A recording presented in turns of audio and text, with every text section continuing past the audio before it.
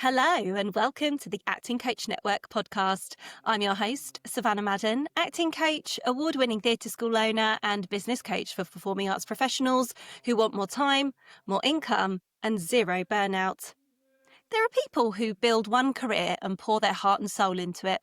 And then there are people who somehow manage to build five and still have more to give.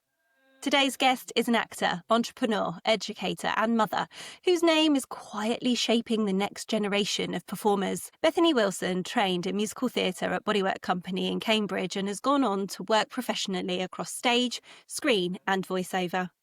But her impact extends far beyond performance.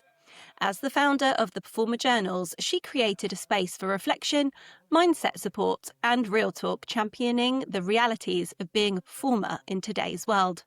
She shares openly about the highs and lows of the industry, what it means to juggle motherhood with ambition, and the self-work it takes to stay grounded in a career that demands constant reinvention. Alongside her creative work, Bethany is the powerhouse behind multiple I Am Pro theatre schools, serving as principal alongside her husband of the Derby, Nottingham and Leicester branches, and supporting the growth of the wider franchise. These aren't just training grounds, they're confidence labs, safe spaces, launch pads for life skills, not just stage skills. She also used to host the Performer Talks, a podcast that pulls back the curtain on actor life with warmth, humour and honesty. And as a twin mum of two still very little ones, she's living it all in real time.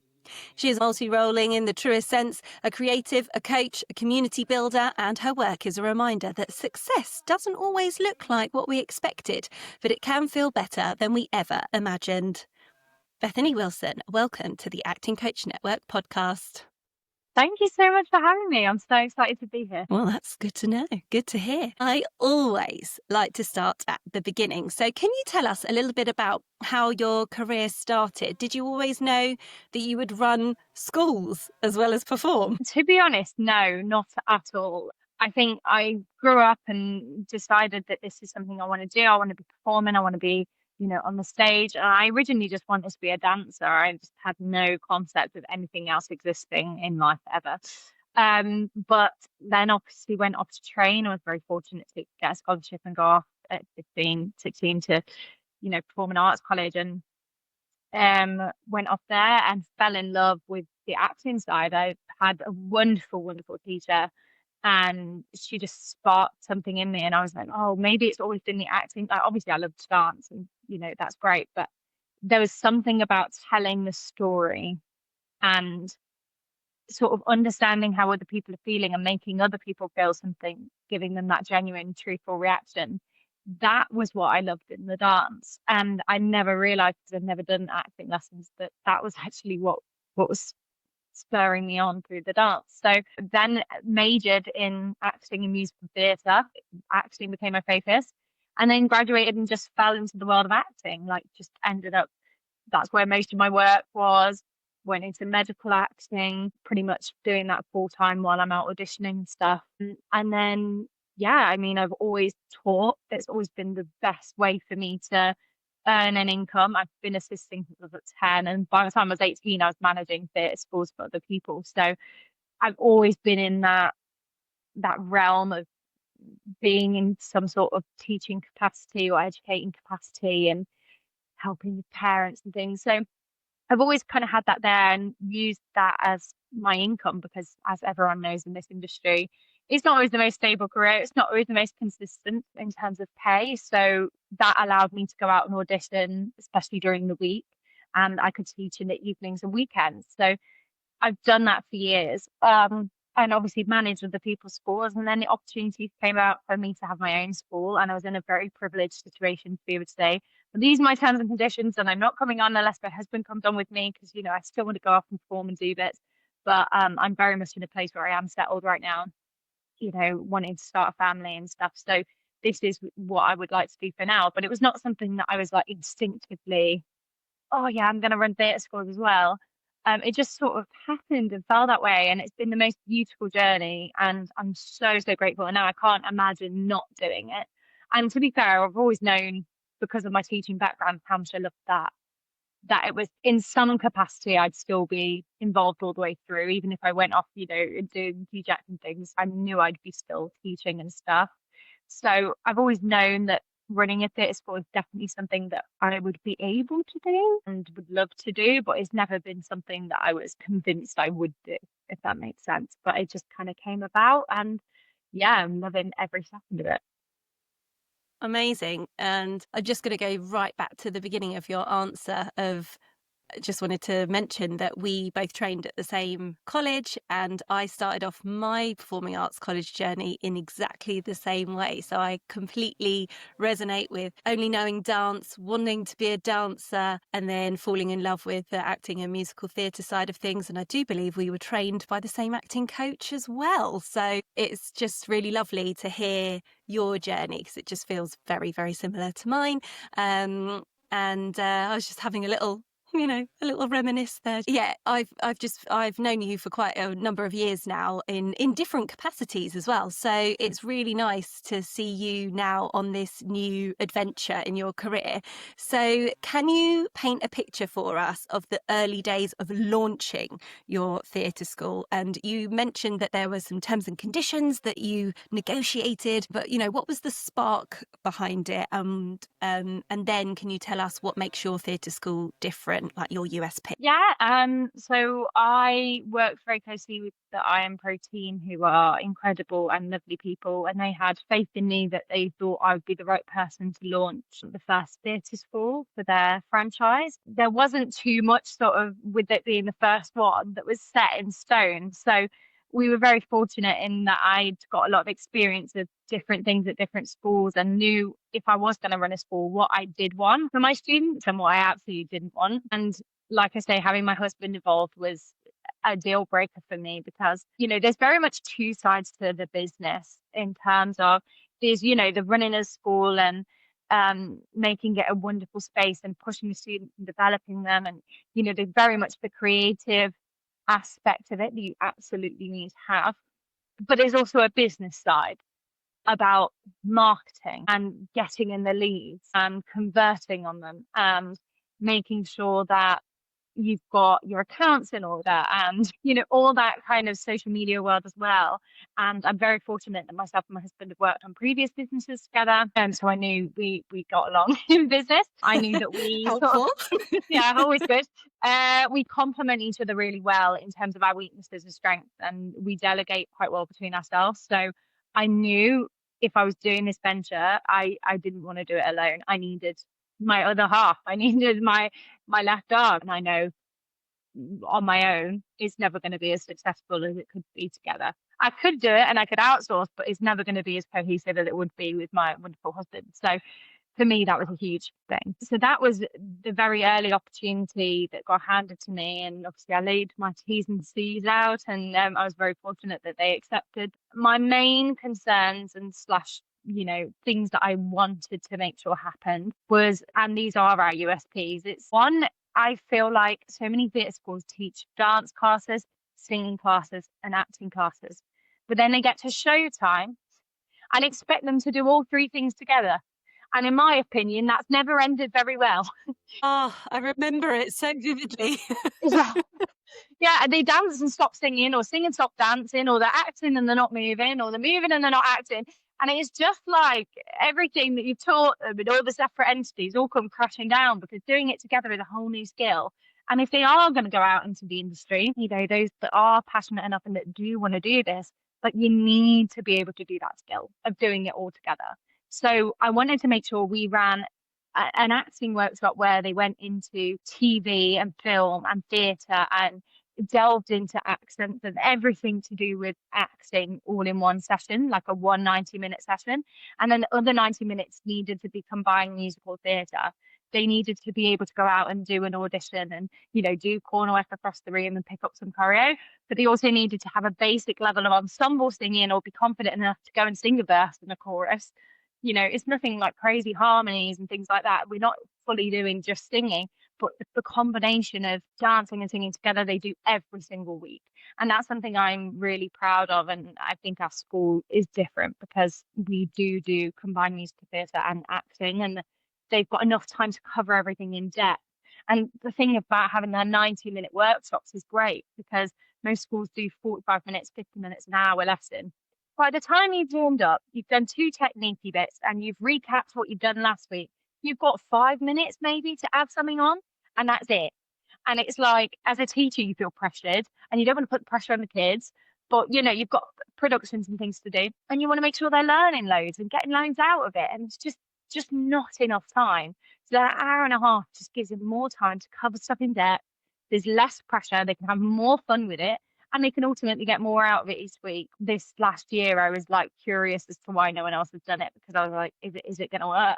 And it's proven in abundance that it absolutely does. So I'm very proud of that USP in terms of the combination of the lessons and the times. You should be. You literally took the words out of my mouth. I used to work for a massive franchise years and years ago where we had exactly what you say, the 3 50-minute sessions of the 3 disciplines, slightly moulded a little bit differently, but essentially 50 minutes in each discipline. And I was the musical theatre teacher. And as you say, by the time you've warmed them up vocally, then done a bit of a dance warm-up, done a bit of corner work, done a bit of ensemble singing, you've run out of time. So this 90-minute concept, to me, just sounds incredible and like such a no-brainer that you can actually get some stuff done. I think it's a really great concept, and I'm sure the students are getting loads out of it. In the intro, I mentioned that you are a mum of twins, very, very small twins as well, I should say.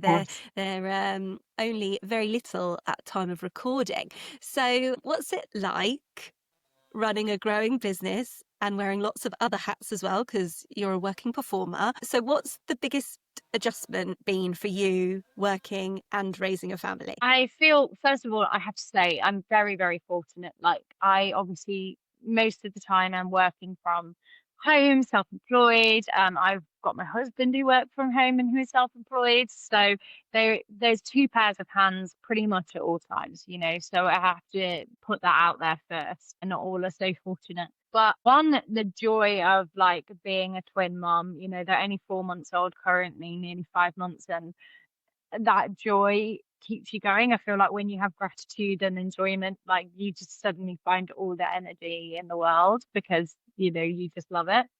And I was really ill with the pregnancy, trying to support all 3 of us with just my single organ. So that was when they were out, I felt loads better. So I had all this energy again. So, I found my spark a little bit. I feel like it was actually harder to balance pregnancy with running businesses, because you don't get maternity leave. You've still got to crack on. There's still things that need to happen. Even when they came 7 weeks early and in the NICU, we were trying to be with our babies as much as we can. And then there was like a 2-hour window between their cares where we'd like run up to the food hall to grab breakfast and be doing emails, because if we don't do it, like the business stops. It's not like a job where you can clock out and you can clock back in, and you don't have to think about it in between. Like, we were managing a team of 6. If we didn't go and do those emails, everything would fall apart, and it's not fair on your employees and stuff. Yeah, it's always been a juggling act since the minute I got pregnant, really. And if anything, it has got easier, even being a twin mum. It's easier than it was. But I do think, like, obviously, like the gratitude thing, having a wonderful husband and partner who's in the business as well. So, you can really be like, okay, this needs to get done for the business today. You're going to have to take the girls while I smash this out, or, you need to get on that today, so let me take the girls completely. But it's always going to be a juggling act. It's always going to be, and we knew that going into it. We knew it was the right time and the right place for us, but we still knew it was going to be hard. We're launching multiple franchises this year, and we're going up from managing a team of 6 to a team of 18. So we knew it was going to be a lot, doing all of that and having twin babies, which was the most wonderful surprise. But yeah, it's definitely a lot. It's definitely hard work, but we knew it would be. If you've got time, you fill it. I felt like when I was just self-employed, when it was just me and my husband, we still worked ridiculous hours and we're trying to juggle all these things. So it's just a matter of your priorities and what you feel you need. Our priorities have changed, but we're still making sure everything moves forward and we keep our ambition and our spark, because that's so important for us as well as individuals and as a couple and for our businesses. It's really healthy, I think, to have that. It's hard to leave them some days, but it's also needed. yeah, it's a juggling act, but it's definitely one that's fun, that, we'd rather be busy than bored. So why not have the chaos and madness? And I do think we are a little bit bonkers, but the best people tend to be. So that's what I rely on. I've got so many things to say about that, Beth. First of all, you are so inspirational. Like, you are one of the most hardworking people I have ever met, and you have come up against some huge obstacles in your career so far, and you have accepted them and dealt with them with grace and authenticity. You are so genuine, and I just think that you're a massive role model for so many people. And now that you're a parent as well, oh my gosh, your girls are so lucky to have you. And I've never met your husband, but he sounds like an incredible human. But what I want to ask you is, what was that like when you were in the NICU and you had that 2 hour break? Like, I know you are super positive. Your hormones would have been really like full of adrenaline and everything. Then you're in your early stages of being postpartum, but becoming a parent and giving birth is no joke. It changes your life. And I know that getting through with all that gratitude is amazing, but what was it like for you to have to still be working whilst you're in hospital recovering? I think it's actually hard, and now I look back on it. I think you're in such a fight or fight mode. Like, I didn't really process probably quite how traumatizing, overwhelming that time was. It was just life, and that's your reality now, and that's what's happening, and that's what you've got to do.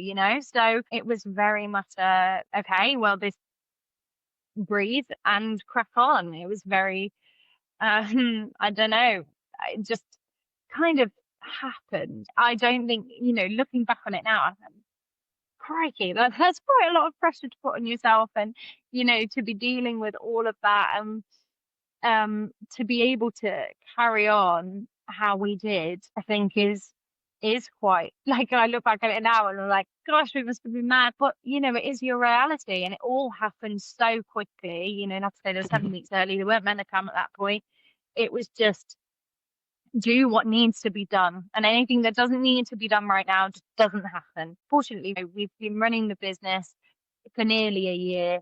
There was no big shows or anything happening at that very current time. It was just in a window where they were just about to audition for things. Our team were brilliant, and they were carrying on, and we'd got plans in place just in case anything happened. So they were able to carry on a Saturday, and Lewis was able to just leave the NICU for a couple of hours and come back. But yeah, I look back on it now, and it's wild to think about what we were doing in the NICU, and trying to make sure our babies were cared for, and doing everything at the side of their incubators in the dark to try and make things happen. It is wild to look back on it now, but it's very much your reality at the time. So you just think about your priorities, and you just get on with it. I'm not saying that's always the best way of dealing with things, but at the time you don't have any other options. So I think now, obviously, I look back on it fondly, actually, in a way, because if we could do that, we can do it now, because that's harder.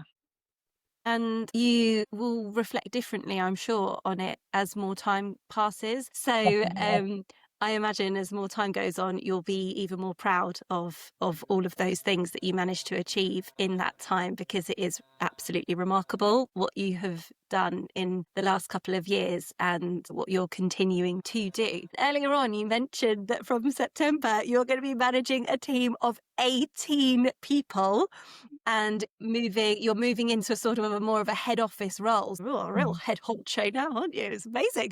What's the transition felt like so far? And what are you looking forward to the most? So far, it's been, I don't know, in a way, a little bit, I don't want to say imposter syndrome, because we know what we're doing, and we know we can do this, and we've done it with this team. It's just a matter of rinse and repeat, and we're very proud of what we've built, and we know we can do it again, and we want to give that to more young people. So we know we can do it. So it's not so much imposter syndrome, but it's definitely a bit odd. Like, it's a little bit weird, because people are going to be like, when we're going round, I know when I've worked for franchises before, and like the people that own the schools have come in, and you're like, oh, the big bosses here. Like, that's now me, and I don't have that attitude at all. energy. No. So I can't be like, I'm here. It's just not going to happen. I'll be like, all right, Everyone goes guys. quiet as you walk into the room, Yeah, and it's just not going to happen with me, is it? So, which I'm relieved about in some ways, but it's just very odd to think about, especially when you're sometimes managing people that are, that bit older than you, that have, years of experience doing what they do, and they're very good at what they do as well. You have to be like, no, come on, you're the boss. You need to call the shots, and you need to pull up your big girl boots and crack on. I'm really excited for it, because I'm really excited to be able to replicate what we've done, but also for the teams to have their own individual flair. Like, I don't want to be a complete copy and paste. Like, that's never going to happen with different teachers and, different people's experiences. So that's really exciting. It's like, obviously they'll follow the model and they'll have our USPs, and we'll create the same atmosphere that we've created with Derby, because I'm very proud of the balance we've struck between creating a fun, safe space for people to come if they just want a hobby and life skills, but also the opportunities that we provide and the high quality training to push those who do want to go further to like go out and do it. We've really struck that balance, and I'm really keen on doing that everywhere, and always leading with kindness, empathy and understanding. There are three big words, and that doesn't just apply to us, it applies to our parents, it applies to our team, it applies to our students. So I'm very keen to like replicate that, because that has been wonderful, and that has made our school flourish, and we're so fortunate that I think that's what's made it the success that it has been, and has allowed us to expand. So I'm excited to build on that. I'm excited to keep growing and keep bringing more for our students, and more opportunities and more experiences and things, and really helping the young performers out there, like make this industry more accessible for them. Like, I'm really, really excited about that, and excited to work with all these lovely new people. But yeah, I can't lie, so far it's been, because we're not started yet, it's just sort of that vision of sometimes it hits you of like, we're sending an email out to 18 employees and you're like, my goodness, like I've really got to word this well, because if one person picks up on anything, but no, it's going to be wonderful. But yeah, little bit odd. Yeah, I'm stepping into managing a team of 10 this next academic year, and that feels like pretty substantial as well. So I totally hear you. It's just so many people to manage, isn't it? So I think quite a lot of theatre school owners find outsourcing, finding the right people to join their team quite a challenge sometimes. So what do you think makes a really good hire for a theatre school, and how do you find them? Find them is tricky. They're honestly, some team members are like gold dust. And at the end of the day, how I say is, we don't have a team, we don't have a school. Like, I try and appreciate our staff so much. Like, me and Lewis, we always, I know it's only little. I mean, everyone should pay their staff on time. That is just a given. But like little things like, an Easter egg, a Christmas present, end of year show present, things like that, just little tokens all the way along. Some days just bringing in cakes or things like that. Like, we do that because we know little things go a long way, and we want our team to know, and we tell them every week, we appreciate you. We're grateful for you. You've done so well. Like, we constantly are trying to show our appreciation with them. If one of them has a birthday or a house move or, a wedding, like, we celebrate that. So that's something we really try and do to make sure that, they feel appreciated with the team. So staff retention, thankfully, has been wonderful. Obviously, we only had 6 initially. Yeah, moving forward, that's something we're definitely going to keep as we grow. So they are hard to find. And I do think you have to spend the time hiring the right people. You really have to wean through and think, is this someone that is going to be an asset to our team? Is this someone we can mold to make an asset to our team? Like, you have to really think about people that you hire, because they make or break your school. And we say, if it's not a hell yes, it's a hell no. Like, if they are not, if we do not 100% have that, yeah, they're right, then we don't do it. And I think sometimes it can be really hard, especially when you're under time constraint as well. Like, you've got a school launching or extra classes coming on, then you feel a bit of pressure to get the right person. And there was a time that we hired someone who was lovely and so kind, so caring, so sweet, and everything the school is about. But even before they got started, they hadn't got much experience teaching that age group. And we were very, under the time constraint, things were coming up thick and fast. And we knew that they were going to need a lot of support and a lot of mentoring in that role. We took them on, And a few weeks in, we were helping them, we were giving them feedback and advice. But I think even they were aware that actually it wasn't the right fit. And like when we came to have the discussion, they were like, I don't think it's for me. Mm. And we knew from the get-go, we already had that feeling that it wasn't going to be right. And then fortunately we found, the right thing at the right time and the right person. But, it's not necessarily that they were bad, because they weren't. They were phenomenal. Their technique was crazy. They were so good at what they do. But were they a right fit for what we needed and what we were looking for at the time? No. And did it cost us in a few students? Yeah, it definitely did. Like, and that's not their fault. That was our fault. That's our doing, but it was just the time and the circumstance, and you can't win them all. But taking that time to really find the right person.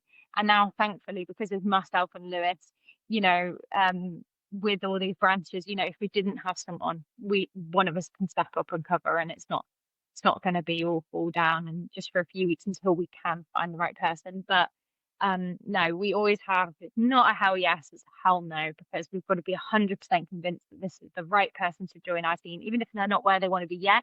If we think we can get them there, great. If we think they're hungry enough and we can give them the support they need. Quite a lot with our a couple of people have applied for teaching roles, and they aren't quite at the experience level that we feel they need to yet, that they benefit from being a teacher. But we've given them the assistant role, and one of our assistants who's been with us for years now, moving up into a teaching role now that position's come vacant. And we've got a couple of assistants joining us this year that want to be teachers, but they aren't quite there yet. And even some of them interviewed for the teaching role, and after talking to them about it, they were like, oh, actually, yeah, it would be great to see other people doing it and getting some advice on this, that, and the other. So we're like, would you be happy with the assistant role? And actually, they've all taken it. So we're very excited for the team that we're building and going to be supporting. But yeah, it's not easy to find them. Definitely not. I mean, we put loads out on Indeed and loads out on all the, the actor and teacher groups in the area. And, it's been sifting through and really making sure we had the right people. It was a very time-consuming job, but one that was absolutely worth doing. Definitely. I love that. I interviewed somebody who is joining my team this month, ready for September, and I offered her the role in the interview, which I've never ever done before. And she will need a little bit of training because she's a really great teacher and coach, but hasn't got very much experience in teaching Lambda, which is predominantly what my theatre school offers. And I was like, that's fine. I can teach people to be Lambda coaches all day and night. It's what I've been doing for, 5-6 years now. But I was like, but the energy, the vibe, the enthusiasm, the commitment. So it was a massive hell yes from me. Love that. I've hired quite a lot of people on the spot because if we feel they are right and the energy's great What's the and point they of align faffing with about? everything we do, yeah, like there's no point having that, and we don't want anyone else tapping them up. Like we want them That's to right. know that we're not about this playing hard to get thing. Like we aren't about that. We want them to know that we want them, we value them, we see their quality, we see everything, and we want them to know that we are here, that we want them as part of our team. And I feel like people want to be wanted, don't you? You want people to be like wanting Totally. you for stuff. So if Yeah. they're a hell yes, we like have a little code that we write down on our little piece of paper when we're in these interviews. And if there's a little Y on my page, I know that we're offering this person the role, and I'll just put a little tick by it if I feel the same, or vice versa. But most of the time we're very on the same page, and yeah, we've offered quite a lot on the spot. I loved what you said about really valuing your team. It's one of my top core values, is telling your team, showing your team just how appreciative you are of them. I don't want to blow my own trumpet, but I had a mentoring session with one of my team today, which is something that I offer in the summer. I give every member of my team an hour of my time to reflect on the year so that we can see what worked, what didn't work, what areas they might need to look at for improvement, what areas I need to look at for improvement, because I ask all my team for feedback on how the school is running. And one of my team members told me today, because they freelance for lots of different companies, that my company is their favourite place to work because it's so well organised, they feel really appreciated, and the communication is great. I was like, thank you for that feedback. Like, that's Yes, amazing. Savannah. So, yeah. And I think it's worth saying, because I've had lots of people reaching out to me asking me about rates to pay their team, what to pay for shows. And, all the extra little bits and pieces, and it really does go a long way. And of course, as the theatre school owner, you're the one that then misses out on some of that profit potentially, because you're pouring more into your team. But the more you pour into your team, the more successful your business will become. It's just how it goes. And the better your team is, the better your business is. As long as you're running it the way you want it to run, your team is one of your biggest assets. All my teachers are so popular with the students that can't really ask for any more than that, can you? So it sounds like you're building a fantastic culture within your teams. So I'm excited to see what happens when you are managing 18 people. We have to check Thank you, back me in too. next year, won't we? Definitely, definitely.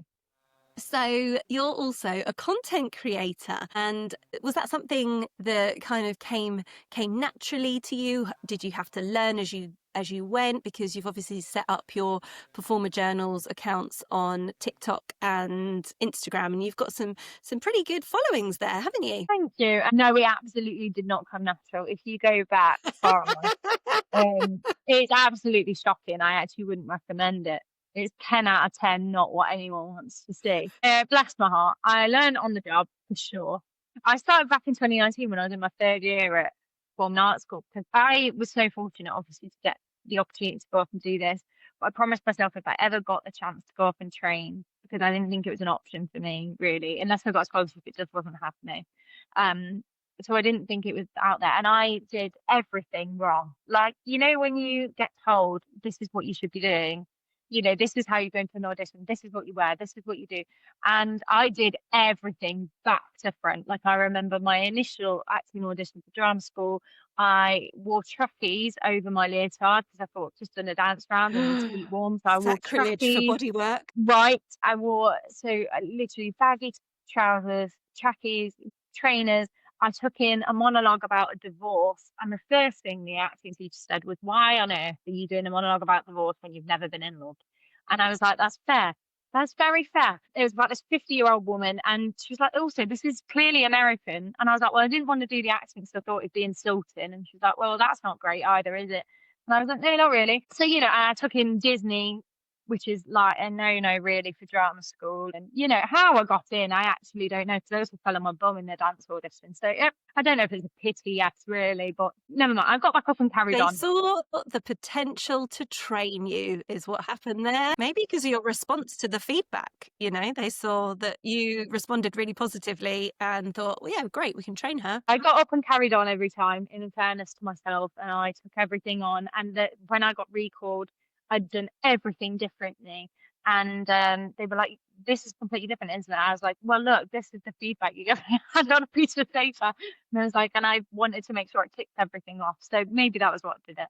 But it was definitely not what I wanted to go in and represent myself like. So I wanted to make sure other people didn't do that and feel the same, because I never had any acting training and never had any singing training. We just couldn't afford it. So I just didn't know this information. So I wanted to make sure there was like a place where people could go to find this stuff out.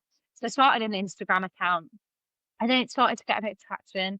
And I tried to start YouTube, and oh my God, I was terrible. But that definitely gave me an idea of video form. And when TikTok started, I was doing all the dances in COVID, what else do you do? And was just trying to share little bits that I picked up through the video format. And then it just all of a sudden, 4 years later, it took off. And I'm very fortunate that it has grown a platform, and it's allowed me to connect with business people. It's allowed me, this whole opportunity wouldn't have happened of me running theatre schools without Ian profiling me and getting me on as an actor, and working closely with me on that, and just generally people finding me to audition for things, and my agent. None of that would have happened without social media. And I'm very grateful, but it did not come naturally. And it's something I still take the time to watch YouTube videos on and learn about. And I would love to be doing, I'm the queen of, would love to have it all and do it all at once. And I have to slow myself down quite a lot. Yes. I think there's someone else on this call who might be similar to me in that. But yeah, I think definitely didn't come natural, still learning, still trying to grow, and still want to do more of it. Obviously, like I said, priorities, the business needs me right now, going from team 6 to a team of 18. There's a lot of logistic things that need to happen. We've just done a summer school, just done 2 shows within like under a month, which is crazy. So the school really needed my attention and my support and my help. And obviously my twin babies need more of me than I can give to anyone. So they absolutely need it, and I want to give them that. So priority wise, I've not been doing a lot of content at the minute, but I am hoping to get back on it and resharing that stuff again and continue building our business's social media as well, because that's so important. Showing parents what we're getting up to and getting new leads in, just for the students to be like, I did this today. Look, go on and see, you can see me do it. So that's really important for me to be able to do that for our students and keep those opportunities flowing. That's something I've learned along the way and will definitely be continuing to do and continuing to learn to do as we grow, because I feel like it evolves by the second, social media. So just when you think you've got it, you haven't. So it's like you've got to find something else now. Couldn't Yeah. agree more. It's like parenting though, isn't it? Once you feel like you've just cracked it, your child or children move into a completely different phase and you're like, oh no, now I've got to learn it all over again. Yeah, I think I'm quite fortunate in a way with having twin babies that I can't compare my journey. Like, when people are like, oh, there's this phase and there's this phase, I don't feel like I can relate to some of that sometimes, because I do everything differently, like from breastfeeding to, everything's different. And so no one can really give you that unsolicited advice either. 'Cause you're like, have you tried doing it too? No.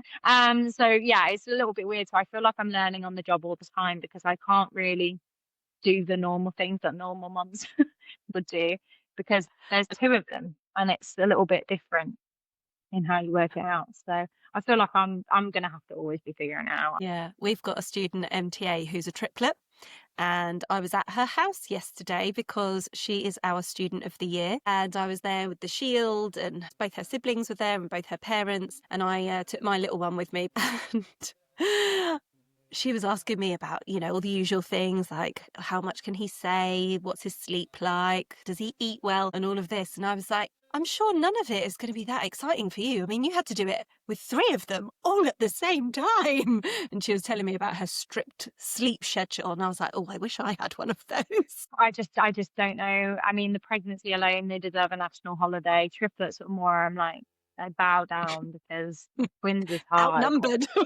Yeah, literally. At least there's 1v1 with my husband and the babies. But this question is coming up more frequently with the more people I talk to, and I'm really resonating with it a lot because it's something that I'm finding that I need to do more and more, and this is one of the ways. But what helps you stay creatively fulfilled, especially when you're moving into more of a head office role, and of course when you're a mum, lots of our hobbies and creativity has to maybe take less of a priority, but it's obviously incredibly important to create your sense of self and your mental well-being, because obviously you're still an enormous priority. But what is it that is making you feel creatively fulfilled? I think actually it is the business in a weird way, because Mm. I write all the shows for our students, which I think Amazing. has I didn't been. know that. Oh yeah, no, we've done that, and I think that's worked really well, because like your Matilda Juniors and stuff are obviously classics and brilliant, but unless you're the Trunchbull or Matilda or Miss Honey, you ain't involved.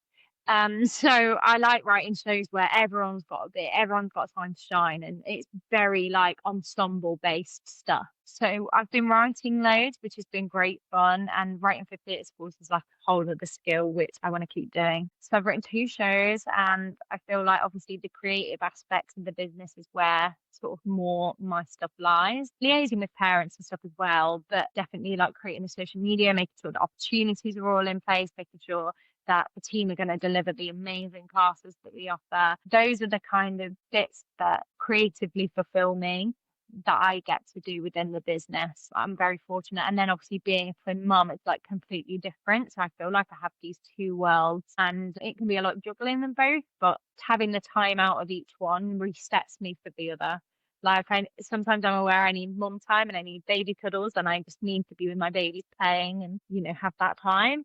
And then when I need me time as well, I need to go back and do something for the business, so I feel like I've accomplished something, that I've achieved something. I'd say that those 2 things, and obviously just having like time with my husband, but we're not in business mode and we're not in mum and dad mode. Like we just sit down and watch a movie together and, have a takeaway, or make a really nice home cooked meal together and sit and eat it. But yeah, I feel like those times are what resets me quite a lot. I do love watching TV. I feel like that's a great thing why my brain switches off and I'm not in mum mode and I'm not in business mode. I know screen time isn't great, but I do try and watch something that sort of takes my mind off it and allows me to watch art and take things in and have a giggle as well. Like I love watching some comedies and I think that's what sort of resets me and refuels me and gets me back in. But I'm very fortunate that I love being a film mum. I'm very fortunate that I love my job and I love the businesses. So it never feels like a chore. And like you say, you try and have days off. You're like, what about this? And it just sort of happens. I do like going on walks as well. That's a really good way of resetting. Like we go on quite a nice walk round. Me and my husband, we walk and bounce ideas off each other and, just have a bit of quiet time on the walk. And that's really great. Lovely. Oh, they all sound like great ways to stay creative, but also to unwind.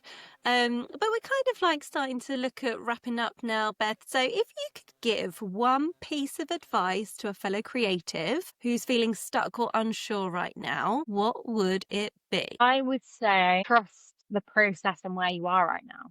Like it can sometimes feel like frustrating, like you're in a rut, you need to get out of it or you need to figure it out. And sometimes you don't. Sometimes you just need to be where you are right now.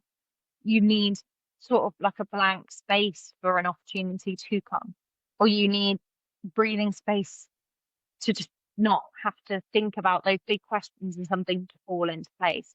I think a lot of the time, especially as creatives, I feel like we've always been told what's coming next and you're always trying to think ahead. They train you that from the minute you enter like drama performing arts school. What's next? What's next? And you're always thinking ahead. And especially with businesses, you like have different stages. You plan the stage you're in, you plan the stage that you're moving to, you look at where you've been, and you're constantly thinking all the time about the future. I just think sometimes you've just got to allow yourself to be where you are and not feel pressured, not feel like you're stuck. Like this is just the moment and it's just a circumstance and situation and something will come. You've just got to trust.